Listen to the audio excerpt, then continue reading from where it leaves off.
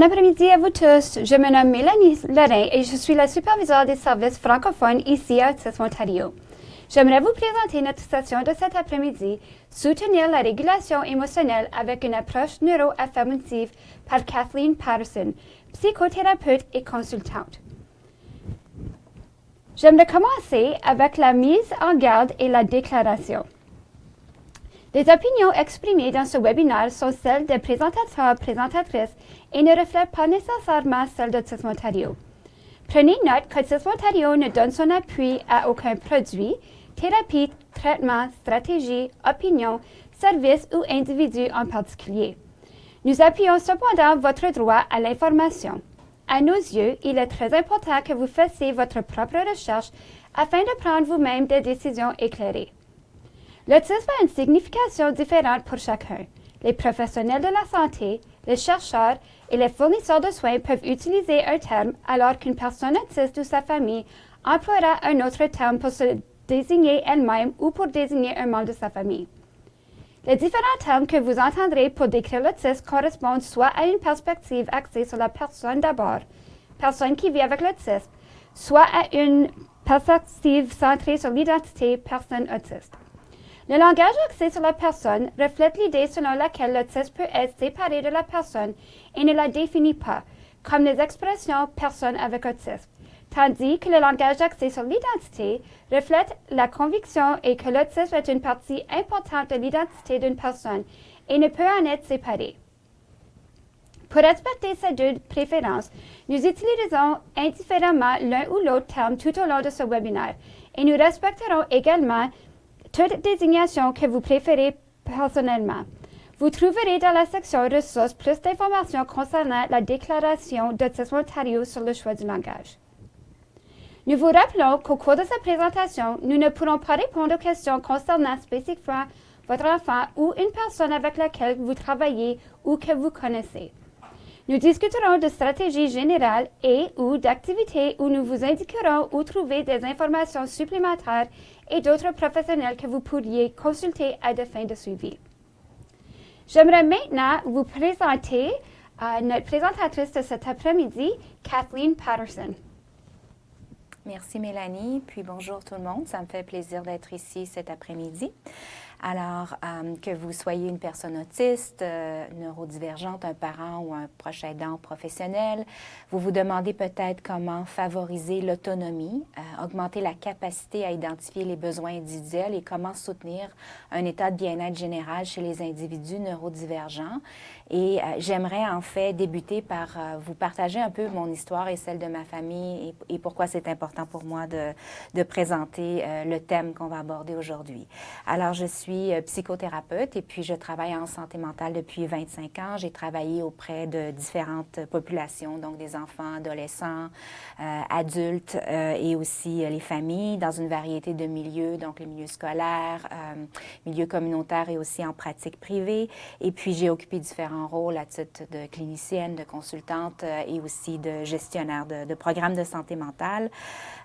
Donc, à la régulation, on peut dire des émotions est un thème qui est très pertinent au travail que je fais, mais c'est vraiment mon parcours en tant que maman, en tant que parent de deux jeunes personnes neurodivergentes qui me motive à parler justement de l'approche des soins neuroaffirmatifs et comment cette approche peut aider à soutenir le bien-être et la régulation. Je me considère également comme une alliée et une personne qui revendique pour les droits de la communauté neurodiverse. Donc, l'un de mes objectifs est de sensibiliser le public en général au sujet de la neurodiversité, non seulement pour ma famille et mes enfants, mais aussi pour appuyer toutes les personnes neurodiverses. Alors, le thème de la régulation des émotions est vraiment important parce que ça vient favoriser le bien-être général des personnes, hein, la régulation.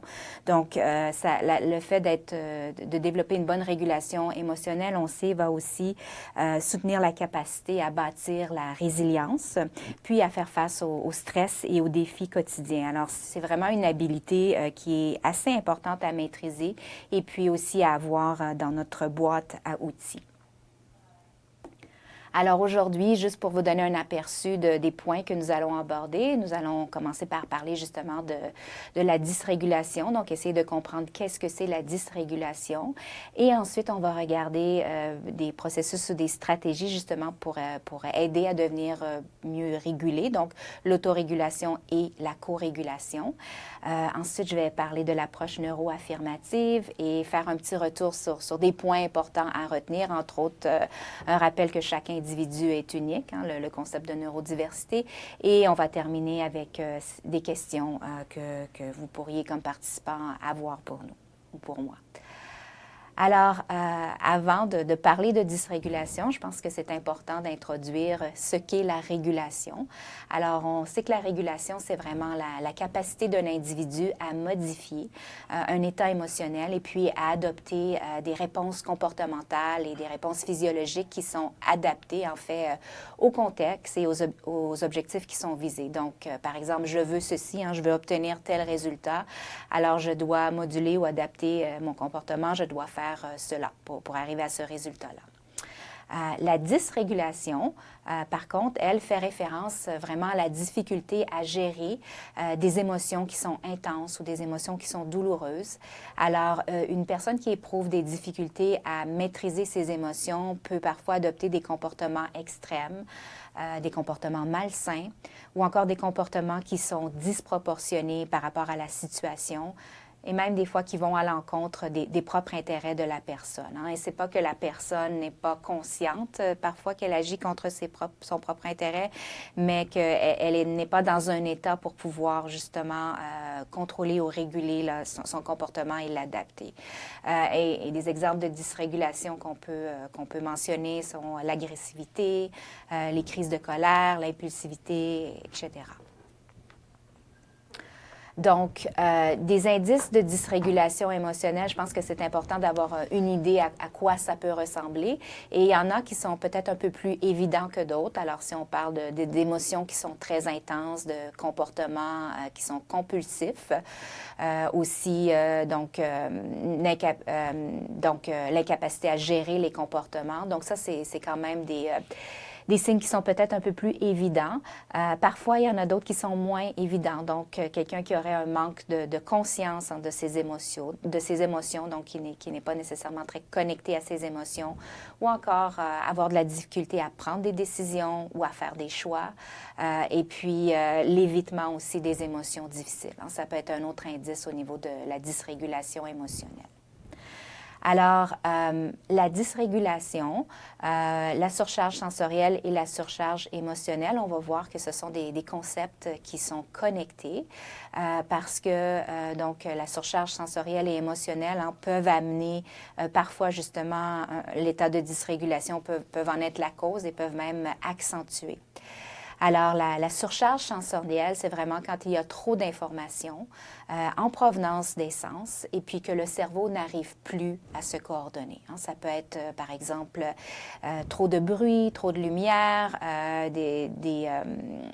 aussi des stimuli au niveau olfactif. Donc, il peut y avoir toutes sortes de stimulations qui viennent au niveau sensoriel créer une surcharge.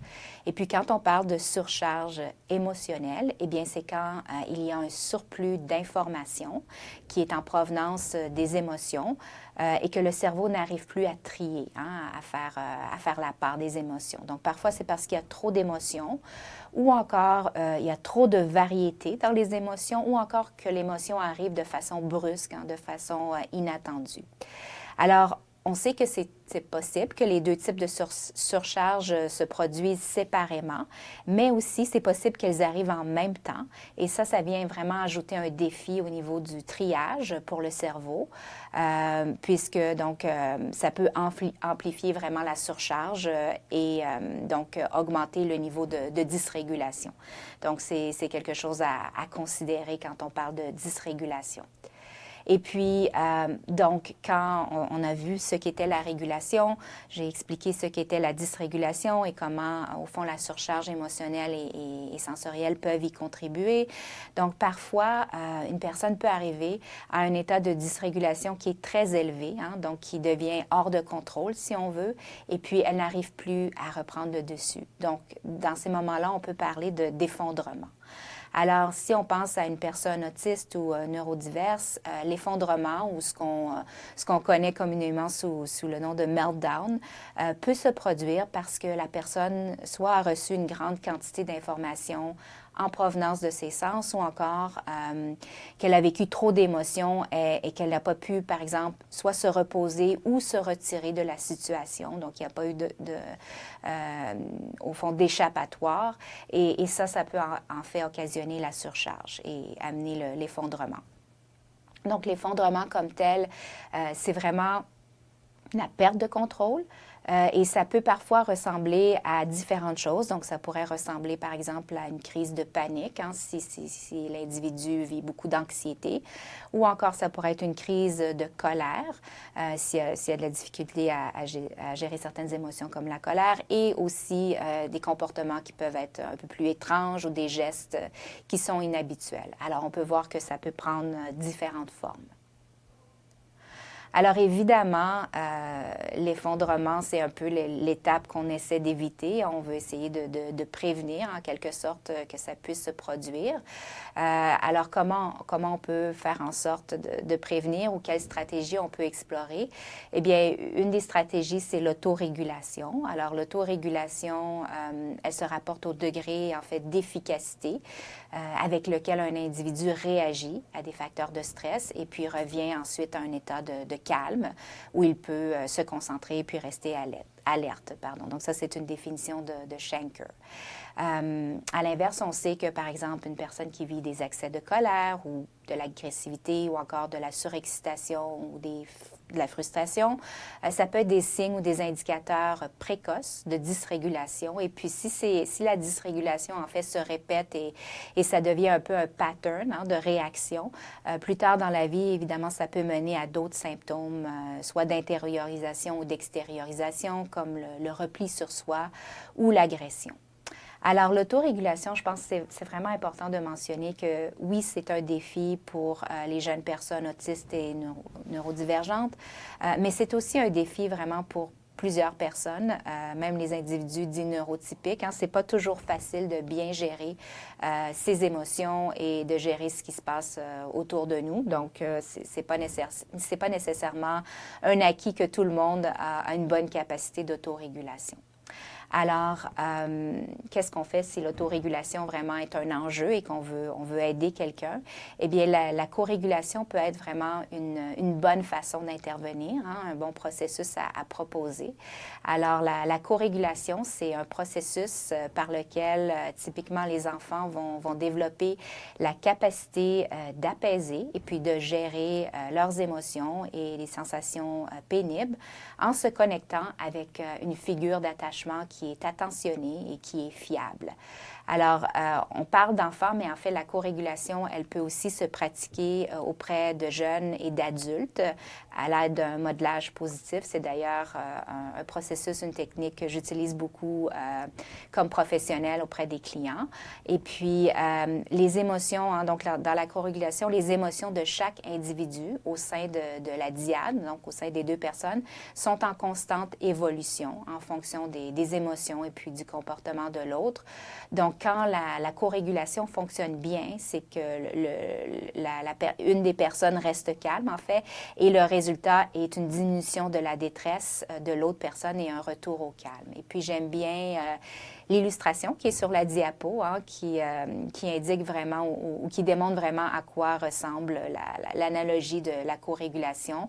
Alors, l'illustration, on voit un petit bateau qui est en train d'essayer de naviguer des grosses vagues. Donc, on peut supposer qu'il se trouve dans une tempête. Hein, et là, on peut penser que c'est la personne qui est dérégulée ou dysrégulée, pardon. Et puis, il y a un autre bateau qui est sur une eau beaucoup plus calme, qui est la personne régulée. Et puis, on voit ensuite là, les deux bateaux qui avancent ensemble et on voit qu'on parle là de co-régulation. Alors, au fond, ce qu'on dit, c'est que, bon, quand leur tempête rencontre notre état de calme, eh bien, la co-régulation peut se créer. Alors, qu'est-ce qu'on choisit, hein? En fait, si on veut aider ou soutenir quelqu'un, on choisit l'autorégulation ou la co-régulation? Bien, en fait, j'aimerais souligner que c'est pas nécessairement un choix, n'est-ce pas? Donc, l'autorégulation, on a vu que ça implique la capacité d'adapter son attention, d'adapter ses émotions, ses pensées et son comportement pour pouvoir répondre aux demandes internes et externes. Et on sait qu'à tous les jours, on en reçoit plusieurs demandes internes et externes. Et que même si on vise l'autorégulation, c'est pas toujours possible dans un contexte de surcharge sensorielle ou émotionnelle. Et puis, on sait que ce type de surcharge-là peut donc arriver particulièrement pour les personnes autistes et neurodivergentes. Donc, la co-régulation ne sera peut-être pas toujours possible. L'autorégulation, pardon. Alors, la co-régulation arrive un peu comme une solution d'appui, de soutien. Elle peut aider par le simple fait, justement, d'être en présence d'une figure d'attachement qui est positive pour aider la personne à retrouver un état d'équilibre et de calme. Alors, j'aime bien l'image de la petite flamme qui vraiment est en feu. Et puis, on voit qu'il y a une difficulté à retrouver un état de calme. Donc, on va présumer que c'est un enfant. Et puis là, il y a une autre personne, soit le parent ou l'aidant ou même un professionnel qui est là pour un peu aider à retrouver le calme. Et puis, on voit que finalement, la petite flamme redevient un enfant qui a retrouvé son état de calme.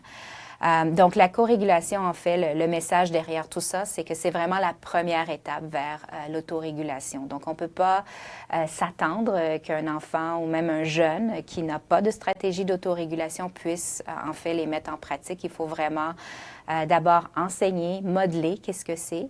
Et une fois que ça s'est intégré, bien, ça devient plus facile de mettre en pratique les stratégies qui ont été apprises. Alors, je voudrais justement partager un exemple par rapport à un de mes enfants qui vivait beaucoup d'anxiété par rapport aux devoirs de mathématiques. Et je pense que c'est souvent le cas, malheureusement, pour beaucoup d'enfants. Et puis, bien, comme parent, j'essayais de soutenir et d'aider, évidemment, en vérifiant régulièrement avec lui comment ça allait, en demandant s'il avait besoin d'aide et tout ça. Et puis, je voyais que, bon, en vérifiant, souvent, il y avait soit de la frustration, je voyais qu'il y avait comme des tentatives de simplement pas travailler ou faire autre chose. Et puis, à un moment donné, j'ai demandé à mon fils, bien, est-ce qu'il y a quelque chose qui pourrait aider, qui pourrait t'aider avec les devoirs de maths et à te sentir moins stressé ou moins anxieux. Et puis, sa réponse m'a quand même étonnée. Il m'a dit, bien, en fait, je pense que ça m'aiderait si tu pouvais être dans la même pièce que moi. Je ne veux pas nécessairement que tu fasses mes devoirs pour moi, mais je pense que ça aide si je sais que tu es là. Ça m'aide à me sentir mieux. Et je sais aussi que je peux me tourner vers toi si j'ai besoin d'appui ou d'aide. Alors, j'ai trouvé que c'était vraiment un exemple intéressant parce que c'était ses propres mots, au fond, dans ses propres mots, qu'il expliquait, au fond, le concept ou le processus de co-régulation et comment ça pouvait l'aider à mieux passer à travers une situation difficile. Alors, j'ai pensé que ça serait pertinent de vous partager l'exemple aujourd'hui. Maintenant que nous avons vu un petit peu les concepts, hein, nous avons vu donc c'est quoi la régulation, nous avons vu aussi qu'est-ce qui se passe quand il y a dysrégulation, quand il y a une surcharge au niveau émotionnel ou sensoriel. On a parlé d'un effondrement ou meltdown, comment on peut arriver à ceci et au fond comment l'autorégulation et comment aussi la co-régulation peuvent appuyer justement pour mieux soutenir le bien-être de la personne. J'aimerais maintenant introduire l'approche neuroaffirmative. Alors, et on va discuter de comment cette approche-là, en fait, peut venir soutenir la régulation. Alors, l'approche neuroaffirmative, ou le concept de soins neuroaffirmatifs, c'est relativement récent. Hein, c'est apparu dans les années 90 environ et c'est un concept ou une approche qui évolue continuellement. Alors, c'est une approche qui tient compte et qui respecte l'incroyable diversité des neurotypes et aussi l'unicité ou la façon très unique que fonctionne le cerveau de chaque personne. Donc, cette approche, elle vise vraiment à élaborer des plans de soutien qui sont adaptés à chacun, hein, qui sont vraiment individualisés versus, par exemple, une approche qui est uniforme, une approche de type one size fits all. Hein. Donc, on donne des stratégies et puis c'est censé fonctionner. L'approche neuro-affirmative vraiment propose un cadre différent. Donc, c'est aussi une approche qui met en relief que ce type de différence, hein, quand on parle de neurodiversité, fait partie de la variation neurologique naturelle. Hein. Donc, la neurodiversité, c'est en fait un terme parapluie. Et ça inclut différents diagnostics, les personnes autistes, celles qui ont des diagnostics, par exemple, de TDAH, du syndrome de la Tourette et puis d'autres conditions également. Hein. Donc, c'est vraiment assez vaste. Alors, comment l'approche neuro-affirmative peut-elle aider? Alors, peut-être pour débuter, ce serait important de vous présenter quelques-uns des principes clés de l'approche. Alors, c'est vraiment une approche qui vise à renforcer les capacités individuelles de chaque personne. Donc, elle est basée sur les forces et aussi qui vise à promouvoir l'autonomie, hein, l'autonomie de la personne comme pouvant nommer, revendiquer, identifier ses propres besoins. Et aussi, elle vise à offrir un appui, encore une fois, qui est individualisé et aussi une communication qui est adaptée à la capacité ou aux habiletés de chaque personne. Donc, qu'on parle d'une personne qui est verbale ou non verbale, une communication qui est adaptée à ceci. Et finalement, un autre des éléments importants de cette approche, c'est vraiment travailler pour diminuer tout le stigma qui entoure encore malheureusement la neurodiversité dans la société. Donc, les soins neuro-affirmatifs, c'est vraiment une façon positive, en fait, de soutenir la régulation. Le point de départ des soins neuro-affirmatifs, c'est le respect des limites de la personne qui est neurodivergente. Alors, si la personne a besoin d'une pause, si elle a besoin de se retirer d'une situation parce qu'elle sent justement qu'il y a peut-être un état de surcharge qui s'en vient, avec l'approche ou les soins neuro-affirmatifs, on reconnaît vraiment que c'est un besoin en versus, par exemple, des interprétations que vous avez peut-être déjà entendues par le passé, que la personne essaie d'éviter une situation ou qu'elle le fait exprès. Donc, avec l'approche de soins neuro-affirmatifs, on est vraiment à valider, au fond, le vécu de la personne et à reconnaître qu'elle exprime un besoin. Et bon, historiquement, malheureusement, on sait que les personnes neurodivergentes sont confrontées de manière constante au non-respect de leurs limites personnelles. Donc, ça, c'est un exemple. Si quelqu'un dit « j'ai besoin d'une pause » ou c'est vraiment il y a trop de bruit ou quelque chose est vraiment difficile et de dire non, non, non, tu es capable » ou d'insister. Hein, ça, c'est un exemple de non-respect des limites de la personne. Alors, c'est vraiment important d'encourager la personne à identifier et à renforcer ses limites, ses balises. Et c'est un peu le but ou un des objectifs des soins neuro-affirmatifs. Et puis, l'autre point aussi à souligner, c'est que parfois les personnes sont tellement habituées justement au fait que leurs limites ne sont pas respectées que ça peut être vraiment très difficile pour elles de s'affirmer ou même d'identifier ces limites-là, simplement parce qu'elles n'ont pas l'habitude de le faire. Alors, en termes des stratégies de soins neuroaffirmatifs, c'est des soins qui peuvent aider la personne d'abord à reconnaître et à identifier quels sont leurs états d'activation. Donc, ce que je veux dire par là, c'est comment la personne se sent à son état normal quand tout va bien, quand elle est calme, et quels sont les indices, en fait, qu'elle commence à se sentir activée et qu'il y a peut-être justement une surcharge qui s'en vient, soit au niveau émotionnel ou au niveau sensoriel, ou les deux. À travers des stratégies, justement, l'approche vise à offrir des occasions d'apprentissage kinesthésique pour la personne. Et ça, ce que ça veut dire, en fait, c'est que, pas seulement pour les personnes neurodiverses, mais pour tout le monde, on a souvent une disconnexion entre nos émotions, ce qui se passe, et nos pensées, ce qui se passe dans notre tête et les sensations qui sont dans notre corps. Et puis, avec l'approche des soins neuroaffirmatifs, on essaie de faire cette connexion-là pour justement que la personne soit plus consciente de ce qui est en train de se passer à tous les niveaux pour elle. Aussi, l'approche peut aider la personne à vérifier et à nommer en fait ce dont elle a besoin pour se sentir confortable. Donc, encore une fois, est-ce que c'est une pause? Est-ce que c'est, par exemple, pouvoir donc avoir accès à certains appuis ou encore simplement la liberté d'avoir des comportements d'autostimulation qui peuvent être réconfortants. Et puis, donc, une fois que ces besoins-là sont identifiés, donc l'approche peut permettre de cibler en fonction des besoins, soit la réduction ou l'augmentation des stimuli pour la personne, parce que ça peut être différent pour chaque individu. Donc, une personne peut avoir besoin d'avoir davantage de stimulation et une autre personne pourrait avoir besoin de réduire, en fait, les stimuli autour d'elle. Et puis, donc, cette approche aussi aide la personne à pouvoir trouver sa voie et dire, en fait, si ce qu'on lui propose, est-ce que c'est aidant ou non. Hein? Donc, c'est au fond la personne qui peut se prononcer versus lui imposer des stratégies ou des solutions.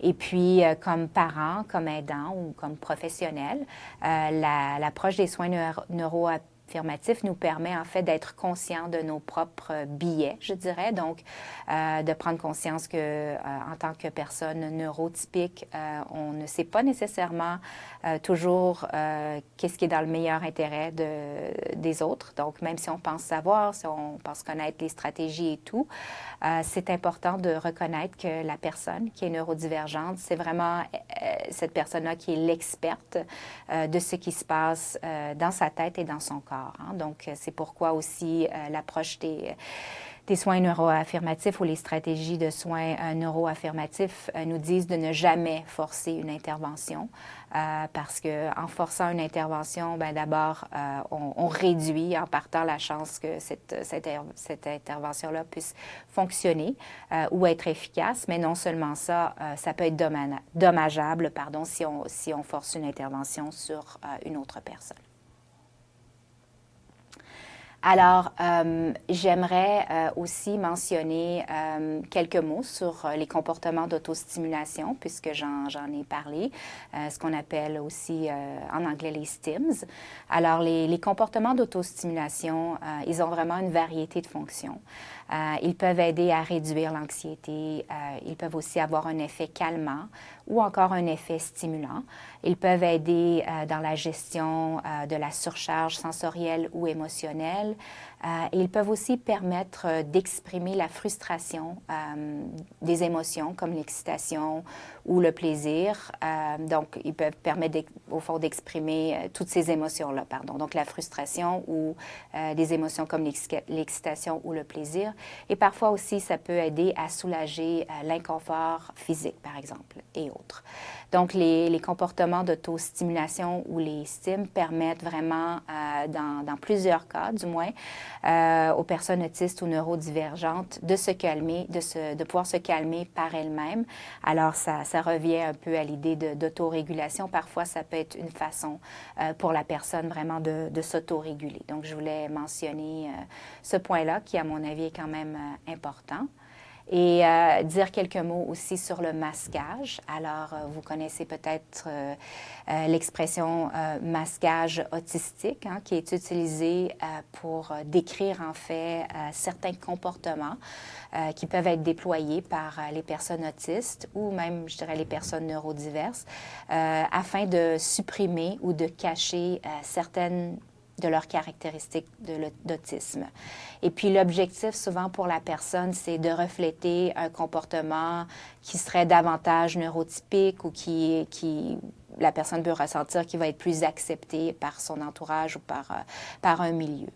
Le problème, c'est quand le masquage fait partie intégrante du quotidien, quand la personne a développé vraiment l'habitude de faire du masquage dans un milieu comme l'école ou le travail et que ça demande beaucoup d'efforts, ça peut donner lieu à des effets négatifs et aussi avoir un impact au niveau de la régulation et du bien-être général. Alors, je voulais juste partager justement un exemple je dirais assez récent où donc j'ai un de mes enfants qui n'aime pas tellement les longs déplacements, les voyages à l'extérieur de la maison. Et puis, on avait planifié en fait une fin de semaine à l'extérieur avec plein d'activités. Et ça donnait que cette fin de semaine-là était à l'occasion de mon anniversaire.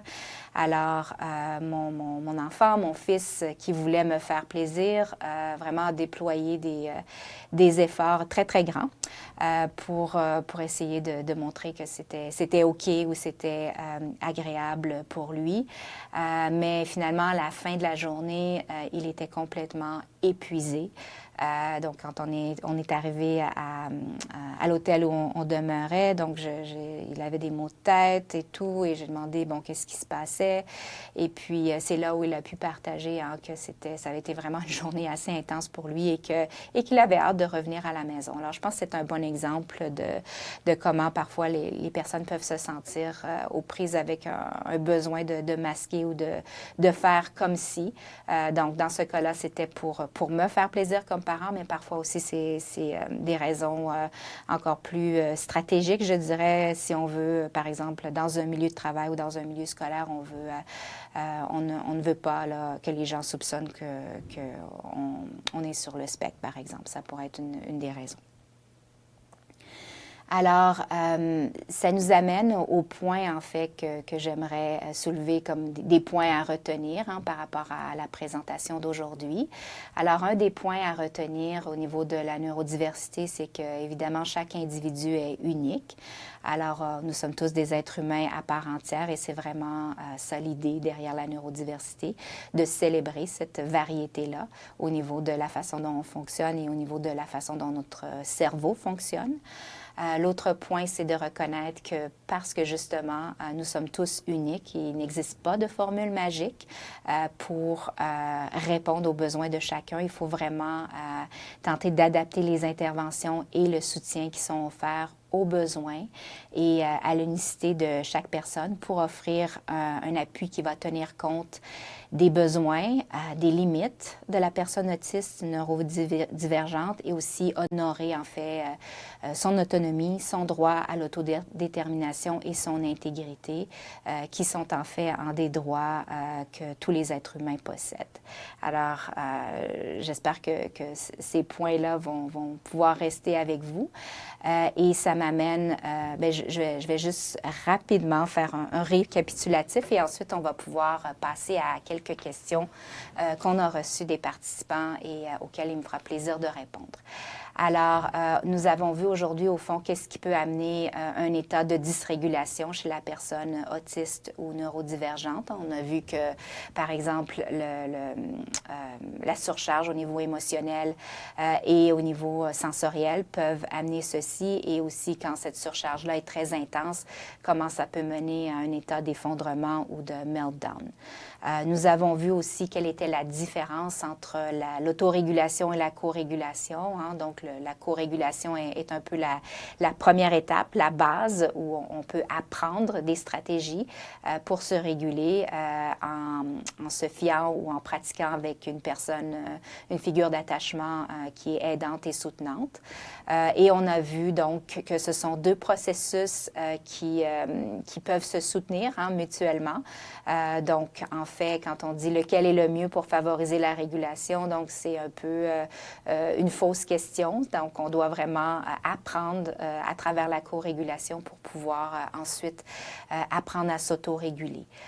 On a vu aussi un peu les grandes lignes de ce qu'est l'approche neuroaffirmative, qui est une approche vraiment basée sur la reconnaissance au fond, de la diversité du fonctionnement du cerveau de toutes les personnes humaines et que, en fait, c'est vraiment important de respecter les limites, d'honorer les limites des personnes qui sont neurodiverses. Et on a vu que justement, en respectant ces limites-là, bien, c'est vraiment une façon d'aider la personne à mieux identifier quels sont ses déclencheurs et à pouvoir mieux adapter, au fond, les réponses et à prévenir des situations où il pourrait y avoir de la dysrégulation. Donc, de cette façon-là, ça vient soutenir la régulation. Alors, ça, c'est un peu un récapitulatif. Maintenant, comme j'ai mentionné, on a reçu des questions auxquelles ça me fait plaisir de répondre. Je voudrais juste mentionner aussi que, bon, on a eu plusieurs questions, donc il ne sera peut-être pas possible de répondre à toutes vos questions durant le webinaire, mais que donc on sera par la suite, ça me fera plaisir de répondre aux questions qui ont été reçues et d'envoyer, je pense que ça va être sous forme de courriel, une réponse aux questions qui seront demeurées là, un peu en suspens. Alors, une des premières questions que nous avons reçues, c'est est-ce qu'on pourrait avoir des conseils pour les adultes neurodivers? Ce serait super. Alors, pour les adultes neurodivers ou neurodivergents, si on veut faire le lien avec la régulation des émotions, eh bien, il y a des stratégies qui peuvent être très utiles et très aidantes, des stratégies comme la pratique de la pleine conscience, les exercices de visualisation guidée, adopter un discours interne positif et aussi les techniques qui sont axées sur la résolution des problèmes. Mais j'aimerais aussi attirer votre attention sur ce qu'on appelle la régulation sensorielle. Donc, c'est vraiment une autre stratégie qui est assez importante et qui est bonne à explorer parce qu'elle permet de soutenir les autres formes de régulation. Alors, quand nous sommes régulés au niveau sensoriel, c'est beaucoup plus facile pour nous de, par exemple, transitionner d'une tâche à une autre ou encore d'interagir avec les autres ou encore d'absorber l'information sensorielle. On sait que la régulation sensorielle nous aide aussi à gérer les émotions, les comportements et les actions d'une façon plus appropriée et efficace, d'améliorer le focus, l'attention et aussi de manière générale d'améliorer les fonctions exécutives. Bref, il s'agit d'une stratégie vraiment qui est efficace pour aider à prévenir la surcharge émotionnelle et sensorielle. Donc, vraiment une stratégie qui vaut la peine d'explorer si on est un adulte neurodivers. Donc, j'espère que ça répond à cette question.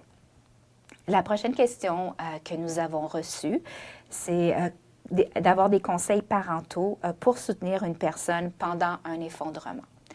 Alors, peut-être la première chose que j'aimerais mentionner, c'est qu'un effondrement, ou ce qu'on appelle communément un meltdown, c'est toujours un défi pour les parents, particulièrement pour les les parents d'enfants neurodivers, et ce, peu importe l'âge de l'enfant, qu'on parle d'un enfant, un bambin, un enfant d'âge préscolaire ou un enfant d'âge scolaire, ou encore un adolescent, même un jeune adulte. Alors, la première étape durant un effondrement, c'est vraiment d'essayer d'assurer la sécurité de la personne. On essaie de guider la personne, quand c'est possible, vers un endroit sécuritaire. Et ensuite, on veut essayer de lui offrir de l'espace. Donc, peut-être éviter de toucher la personne, aussi éloigner les autres personnes qui pourraient être autour. On veut tenter de maintenir un environnement qui va être calme et minimiser aussi les sources de stimulation qui peuvent être environnantes. Et habituellement, c'est préférable de ne pas trop parler non plus, simplement parce que je pense que c'est important de garder en tête que la personne qui vit un effondrement est en mode de déconnexion. Donc, elle est simplement pas réceptive, et pas en mesure d'entendre ou de recevoir, au fond, les conseils ou les interventions qu'on pourrait vouloir lui proposer à ce moment-là, même si nous, on a l'impression que ça peut être aidant. Donc, à cette étape-là, votre rôle, si vous êtes un parent ou un aidant, c'est vraiment d'offrir une présence calme. Alors ça revient au concept de co-régulation que j'ai présenté tout à l'heure. Et puis, on veut aussi éviter, par exemple, de blâmer, de dire à la personne qu'elle devrait avoir honte de son comportement ou d'argumenter, de raisonner ou encore laisser la personne seule. Donc, c'est des choses qu'on veut éviter. Et puis, après l'effondrement, bien, idéalement, on peut offrir aussi du temps supplémentaire à la personne ou à l'enfant, par exemple, pour se remettre de l'épisode. On peut proposer une activité qui est relaxante ou familière, si la personne a envie de la faire. Et une fois que donc la personne a retrouvé son calme et que nous aussi, comme adultes, on a retrouvé un certain état d'équilibre, eh bien, c'est toujours possible de discuter de ce qui est arrivé et puis aussi essayer de déterminer, en fait, quels ont été les déclencheurs. Alors, je vais donner un exemple, en fait, d'un de mes fils qui, donc, ça remonte à quelques années, mais j'avais remarqué, alors que après la routine habituelle d'une journée scolaire, alors en revenant de l'école, donc il y avait toute la routine du soir qui était préparer le repas, donc manger, nettoyer, préparer les lunchs, préparer un peu la journée du lendemain, et puis ensuite on se mettait à la période des devoirs. Et puis, je dirais de façon quasi systématique, il y avait un effondrement ou un meltdown qui se produisait pour mon fils. Et puis, j'ai essayé plusieurs des stratégies que j'ai mentionnées qu'il ne fallait pas faire, donc c'est-à-dire essayer d'argumenter, essayer de raisonner, et j'essayais de trouver des solutions et je me demandais vraiment qu'est-ce qui se passait. Jusqu'à ce qu'un moment, mon fils me partage j'ai vraiment l'impression que j'ai besoin d'un moment pour que tout relâcher, tout sorte, tout comme l'énergie négative, tout ça, que ça sorte. Et après, je me sens mieux. Alors, quand il m'a partagé ça m'a vraiment ouvert les yeux, ça m'a fait réfléchir. Je me suis rendu compte, OK, je pense que ce qu'il est en train de me dire, c'est que là, il y a trop de choses. Il y a comme une surcharge pour lui, justement, qui s'est produite, qui s'est accumulée tout au long de la journée. Et puis, donc, ça doit sortir. Est-ce que ça doit sortir comme un effondrement ou un meltdown? Ce qu'on a fait, c'est qu'on a essayé de discuter ensemble de qu'est-ce qui pourrait être aidant. Et ce qu'il a identifié qui serait aidant pour lui, c'est vraiment d'avoir une période de temps pour décompresser, une période de temps où il pouvait relaxer sans passer directement au devoir. Et puis, ça l'aidait donc à refaire son plein d'énergie suite à une journée qui lui avait demandé beaucoup.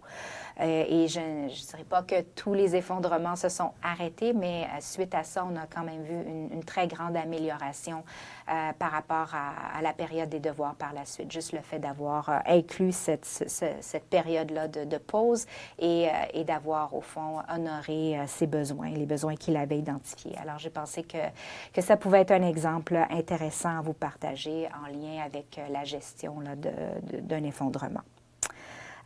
Une autre question que nous avons reçue est de partager des stratégies pour gérer les conditions concomitantes, je présume conditions concomitantes au diagnostic d'autisme, comme par exemple le TDAH et l'anxiété. Alors, bien, une des choses que j'aimerais dire, c'est que les conditions concomitantes sont courantes pour les individus autistes et même pour les individus neurodivers. Donc, on sait qu'il existe un degré de comorbidité qui est significatif avec d'autres diagnostics. Donc, pour l'autisme, le TDAH, les troubles d'apprentissage, l'anxiété, ce sont souvent des conditions qui sont concomitantes. Et en tant que parent, bien, j'aimerais souligner que je sais à quel point ça peut être déstabilisant de sentir qu'on doit gérer plusieurs conditions, plusieurs symptômes en même temps. Donc, mes deux enfants ont reçu des diagnostics de troubles concomitants en plus de leur diagnostic d'autisme. Et pour être honnête, donc au début, quand j'ai reçu ces diagnostics, je me suis sentie en fait dépassée. J'avais l'impression que j'allais en fait devoir devenir en quelque sorte une experte en lien avec tous les diagnostics si je voulais pouvoir comprendre et aider mes enfants. Mais en fait, ce n'est pas le cas. Je veux juste démystifier que ce n'est pas le cas et que le fait de recevoir un diagnostic additionnel ne vient pas changer qui votre enfant est comme individu. Donc, il demeure le même avec ses forces, avec ses faiblesses. Et je crois que la meilleure approche à adopter vraiment, c'est de le considérer comme une personne à part entière et de faire de notre mieux, en fait, comme parents pour comprendre et soutenir les besoins de notre enfant dans une situation comme celle-là. Évidemment, il y a certaines stratégies quand même de base que je peux partager qui ont fonctionné pour moi en tant que parent et puis qui, j'espère, peuvent aider, comme par exemple le fait d'implanter des routines qui sont constantes et des routines qui sont sécurisantes, par exemple en lien avec les heures de sommeil, en lien avec une alimentation équilibrée, en lien avec l'exercice, aussi donc avoir une routine pour les devoirs et pour les tâches et éviter de surcharger l'horaire des enfants parce qu'on sait qu'ils ont vraiment besoin de temps pour se détendre et de décompresser, comme dans l'exemple que j'ai partagé tout à l'heure. Et puis, évidemment, la gestion de notre propre stress comme parents est vraiment importante, s'assurer de prendre soin de soi-même et aussi de maintenir une communication ouverte avec nos enfants. Donc, poser des questions comme comment ils se sentent, donc qu'est-ce qui s'est passé dans leur journée, qu'est-ce qui se passe pour eux présentement. Alors, si vous remarquez, donc je ne vous donne pas une réponse simple, et la raison pour laquelle je ne suis pas en mesure de fournir donc une réponse simple à la question, c'est parce que tout simplement, il n'y en a pas de réponse simple. Il n'y a pas de liste comme telle où on dit il faut mettre en place ces stratégies-là et puis c'est garanti, tout va bien aller. Malheureusement, c'est pas comme ça que ça se passe. Alors, vous avez peut-être déjà entendu l'expression si vous connaissez une personne autiste, vous connaissez une personne autiste. Et puis, je rajouterai à ceci, si vous connaissez une personne neurodiverse, vous connaissez une personne neurodiverse. Et au fond, ce que ça veut dire, c'est que chaque personne neurodiverse est vraiment unique et ses besoins aussi. Et donc, il n'y a pas de stratégie uniforme pour répondre aux besoins de tous. Alors, mon expérience comme parent aussi m'a appris que les stratégies qui ont fonctionné avec mon premier enfant, ce n'étaient pas nécessairement les mêmes stratégies qui ont fonctionné pour le deuxième. Et alors, j'ai dû aussi adapter mon plan de soins pour chacun de mes enfants et m'ajuster à leurs besoins spécifiques. Alors, j'espère, encore une fois, une très longue réponse, mais j'espère qu'il éclaire un peu sur comment gérer les conditions concomitantes. Alors, une autre question. Comment apprendre à se comporter avec ses pairs et ses soignants lorsqu'il se sent excité. Alors, je présume qu'on parle d'un individu ou d'une personne qui est neurodiverse et qui se sent excité et qui a des... donc, on veut savoir comment diriger les comportements auprès des pairs et des soignants. Alors, l'excitation, c'est une émotion agréable, n'est-ce pas? Mais pour les personnes autistes ou neurodivergentes, ça peut être une émotion qui est très intense également. Alors, tout comme le serait, par exemple, la frustration ou la peur. Et je pense que c'est important de vraiment bien comprendre ceci pour pouvoir offrir un appui dans ce contexte-là. Alors, si on revient sur certaines des stratégies que j'ai mentionnées aujourd'hui, donc l'exemple de la co-régulation, bien, on peut peut-être considérer quels sont les comportements qui se manifestent quand la personne devient excitée, quels sont les déclencheurs aussi de l'excitation. Ce serait possible d'offrir des opportunités de co-régulation, donc de modeler de façon positive comment gérer l'excitation de façon appropriée quand elle se produit. Je peux vous partager que mon plus jeune fils a certains comportements d'autostimulation qu'il adopte quand il se sent vraiment excité. Donc, c'est sa façon à lui de s'autoréguler. Et de ramener son système nerveux à un état d'équilibre. Et en général, il va passer, je dirais, 5 à 10 minutes à faire ceci. Et puis ensuite, il va tout simplement reprendre sa routine ou reprendre l'activité qu'il était en train de faire juste avant. Et puis, dans notre famille, chez nous à la maison, les comportements d'autostimulation sont normalisés, sont acceptés. Et mes deux enfants se sentent à l'aise d'avoir recours à des comportements d'autostimulation pour s'autoréguler. Alors, je partage l'exemple parce que je veux le rattacher au fond à la question et aussi à l'approche neuro-affirmative. Et donc, je me demande s'il serait possible, par exemple, dans la situation où on a une personne qui est excitée et on veut voir comment l'aider par rapport à ceci envers ses pairs et ses soignants, s'il serait possible, par exemple, de travailler avec les pairs et aussi avec les personnes qui sont soignantes pour déstigmatiser certains des comportements qui sont reliés à l'excitation de la personne neurodiverse. Hein. Donc ça, c'est vraiment avec l'esprit de l'approche neuroaffirmative et je pense que ça pourrait être bénéfique pour tous les parties impliquées, donc pour la personne qui est neurodiverse, pour les pairs, mais aussi pour les personnes aidantes et je pense que ce serait quelque chose qui vaudrait la peine d'explorer comme option. Alors, j'ai le temps pour 2 autres questions. Alors, on va regarder une autre question qui dit « Comment élever plus d'un enfant sur le spectre avec des besoins différents? » Donc, en tant que parent, et je pense que ça s'applique à tous les parents, mais encore davantage si on est un parent d'un ou de plusieurs enfants sur le spectre. Donc, c'est vraiment nécessaire de prioriser votre bien-être et votre santé.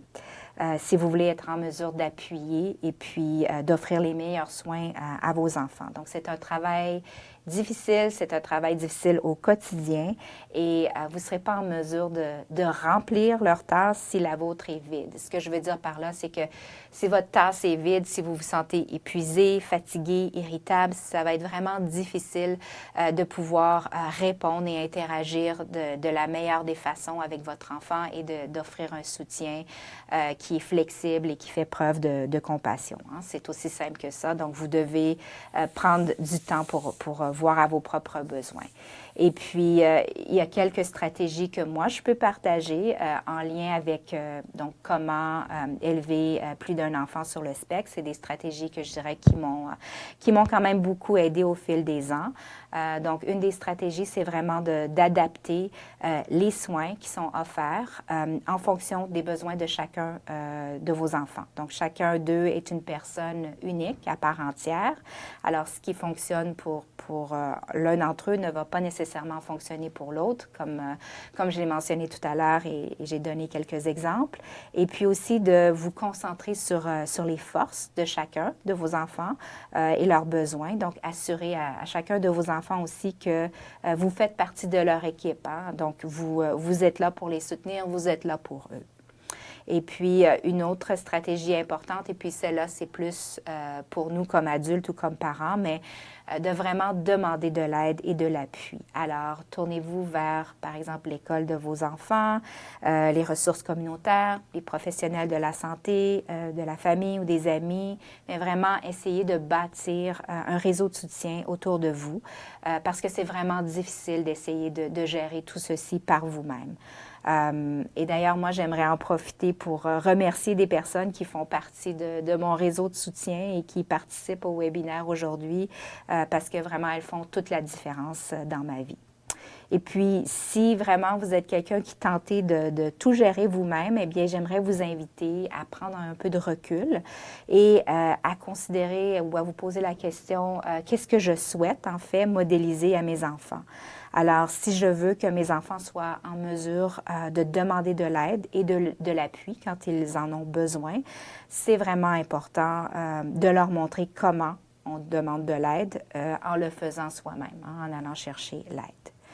Et puis finalement, je vais conclure avec une dernière question, une question qui, je pense, va intéresser plusieurs personnes. J'aimerais en apprendre davantage sur la façon d'aider un enfant qui est réticent à comprendre quelle stratégie et quel outil l'aide à se réguler et puis comment lui apprendre à les utiliser.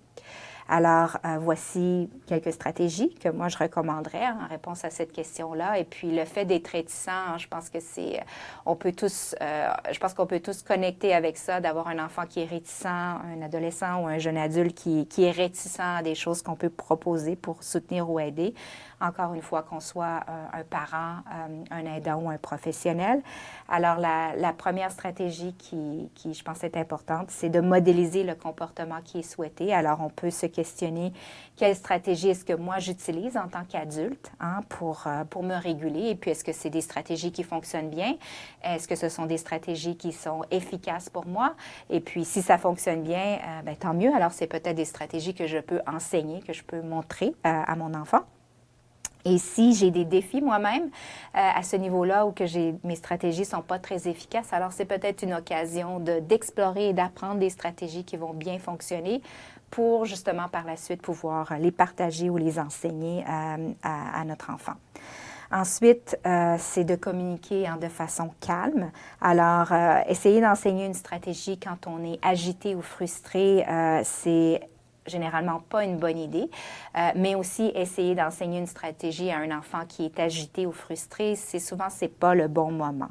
Alors, on oublie ça un peu, parfois comme adultes, que nos enfants ou les jeunes ont leur monde, leur univers intérieur où ils éprouvent toutes sortes d'émotions et que parfois, il faut prendre le temps justement de valider avec eux comment ils se sentent, quelles sont leurs émotions. Alors, on peut par exemple leur demander comment ils se sentent par rapport à la stratégie ou encore est-ce qu'il s'agit d'un bon moment pour essayer la stratégie? Est-ce qu'ils sont réceptifs? Parce qu'en tant qu'adulte, si je suis très frustrée ou en colère et que quelqu'un veut me proposer une stratégie, peut-être que je ne serai pas très ouverte à l'appliquer. Ce ne sera peut-être pas le meilleur moment. Donc, nommer et valider les émotions.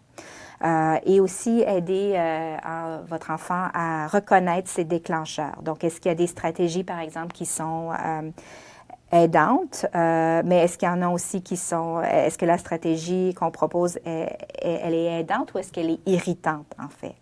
Donc, un de mes enfants, par exemple, a beaucoup de difficultés avec les exercices ou les pratiques de respiration profonde parce qu'il trouve le son de l'inspiration et de l'expiration. Si moi, j'essaie de pratiquer avec lui, il trouve que ce son-là est très irritant.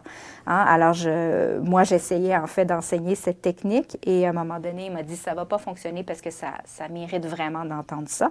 Alors, on a dû en fait naviguer ou trouver d'autres stratégies. Donc, je pense que c'est important, je le partage parce que ça peut aider à comprendre pourquoi parfois certaines stratégies vont moins fonctionner, puis des fois c'est pour des raisons dont on ne serait pas au courant si on ne prend pas le temps de poser la question. Ensuite, c'est un exemple de respecter les limites personnelles et d'offrir des options. Donc, on ne veut pas insister sur une stratégie si ce n'est pas aidant. Donc, le fait d'insister à pratiquer les exercices de respiration, dans le cas de mon fils, n'aurait pas été très aidant. Ensuite, on veut être rassurant et aussi démontrer notre soutien comme parents.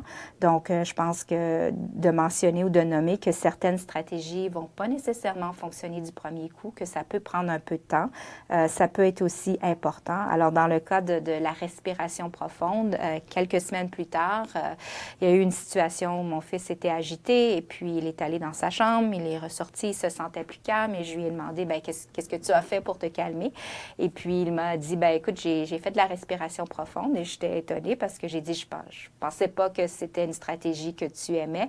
Et puis, il m'a simplement dit, en fait, j'aime pas la faire avec toi parce que j'aime pas le son, mais je suis capable de la faire seule. Donc, ça m'a montré qu'au fond, en adaptant et en étant flexible, il avait finalement intégré la stratégie puis il était capable de la mettre en pratique. Et puis, on veut aussi finalement incorporer les stratégies dans la routine quotidienne, c'est-à-dire que enseigner les stratégies quand la personne est calme, quand la personne est disposée, ça fonctionne toujours mieux que d'attendre d'utiliser une stratégie comme par exemple une technique de relaxation quand notre enfant, par exemple, est anxieux ou qu'il traverse un moment difficile. Et c'est la même chose pour nous. On veut mettre les choses en pratique quand on est plus disposé parce que ça permet de vivre d'abord un succès, de voir que la stratégie peut fonctionner et par la suite, on est quand même plus enclin à l'utiliser dans les situations où on pourrait en avoir besoin. Donc, ça conclut en fait les questions auxquelles j'ai le temps de répondre et je dirais que donc, ce sont de très bonnes questions et j'espère en fait que ça a été aidant. Donc, pour ma part, j'aimerais conclure en remerciant Autisme Ontario pour l'opportunité de présenter le sujet d'aujourd'hui, qui à mon avis, c'est un sujet très important. J'espère que vous avez trouvé le sujet utile et que ça va aussi vous motiver à explorer puis en apprendre davantage au sujet de l'approche neuroaffirmative comme une façon de soutenir et la régulation et le bien-être chez les individus neurodivergents. Donc, merci beaucoup, puis je vais repasser la parole à Mélanie. Merci Kathleen pour ta présentation spectaculaire. Il y a eu beaucoup d'informations, beaucoup d'opportunités pour apprendre de ta présentation. Pour notre auditoire, vos commentaires sont importants pour nous. Nous serions ravis de connaître votre avis sur ce webinaire, donc cela nous aidera à apporter des améliorations à nos webinaire et à donner la priorité au contenu qui vous intéresserait dans le futur. Donc, ce sondage ne devrait prendre que 5 minutes et apparaîtra sur votre écran une fois que nous aurons terminé la présentation. Nous apprécions votre temps et vos commentaires. Merci tout le monde et encore Kathleen, merci beaucoup pour avoir fait ta présentation. Merci.